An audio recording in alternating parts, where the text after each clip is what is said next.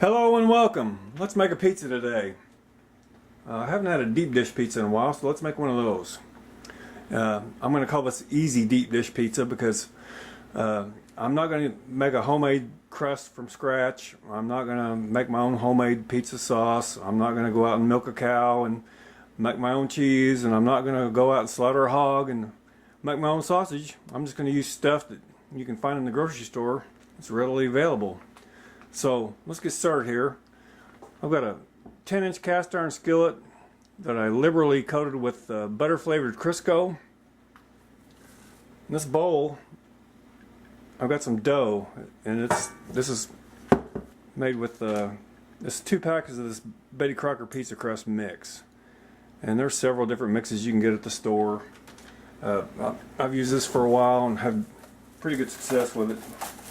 So I just mix that with warm water and let it sit for about 10 minutes, just like Buddy says. So I'm going to put that in our skillet here, and I'm going to start working the dough, and I'm going to put some olive oil on my hands to keep the dough from sticking to my fingers too bad. And this is probably the hardest part of this recipe. I'm going to press this out, get it up the sides, and the dough starts sticking to your fingers, just add a little more olive oil to your hands. And my hands are very clean, by the way. I washed them about 3 or 4 days ago. So we're just going to work this up the sides,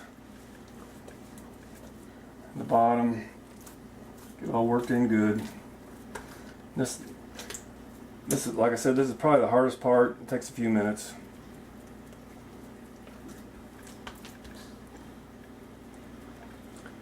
So let me continue doing that, and I'll be back in just a minute. Okay, I got the crust all spread out to my liking, and you notice I got it all the way up the sides of the skillet. I'm going to pre-bake my crust for about 5 minutes. That's just to ensure that it won't be real doughy or raw on the bottom. And I'm going to poke some holes in it with a fork, just to make sure there won't be any big air bubbles or blisters coming up. I'll go up the sides too.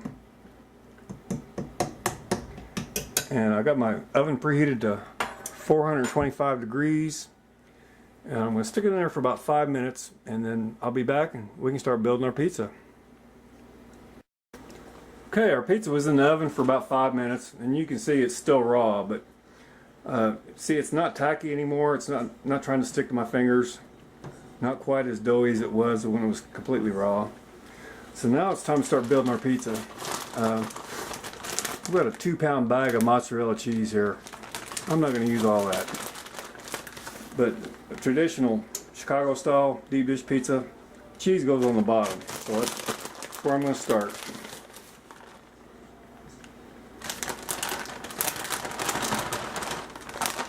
When I have a good amount of cheese, I'm going to say 1.5 cups, 2 cups, something like that.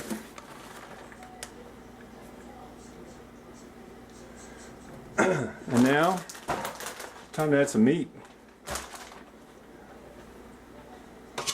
I'm going to keep it simple today. I got 1 pound of Italian sausage that I browned and drained. I know if you ever are familiar with the Chicago style pizza, they usually put the sausage on raw and cook it inside the pizza. I prefer not to do that. I'd rather brown it and drain it and get some of that grease out of there.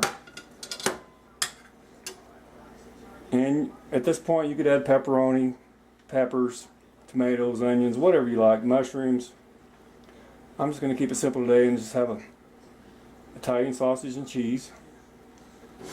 And now sauce goes on top, and I'm going to use Prego sauce, pizza sauce. I've used it for a few years, and it's about as good as any store-bought sauce I've tried. Just going to dump the whole jar on. This is a 14-ounce jar. And dump that on top. Kind of spread that around a little bit.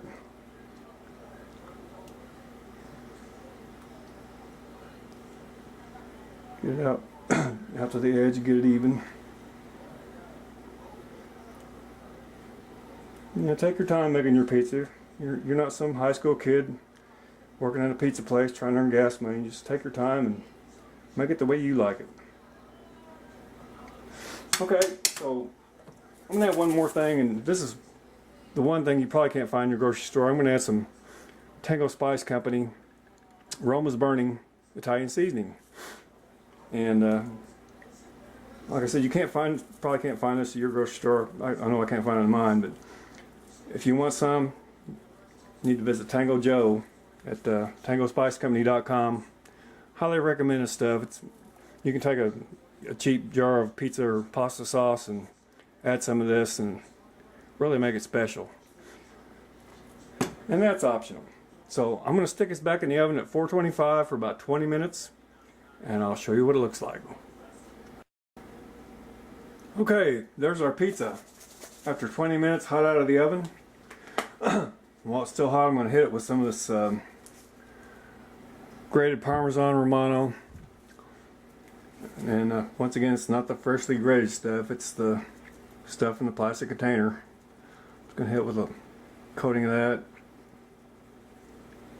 And I'm going to let it rest and cool for a while. I'll plate some up and we'll see what it tastes like. Okay, I didn't have courage to do this on camera, but I was able to slide that pizza out right out of the skillet, right onto that plate. Gotta love cast iron, folks. So I'll be back, I'll plate some up. Okay, here's a slice of our pizza. Let's see if we did any good. Let's take a taste.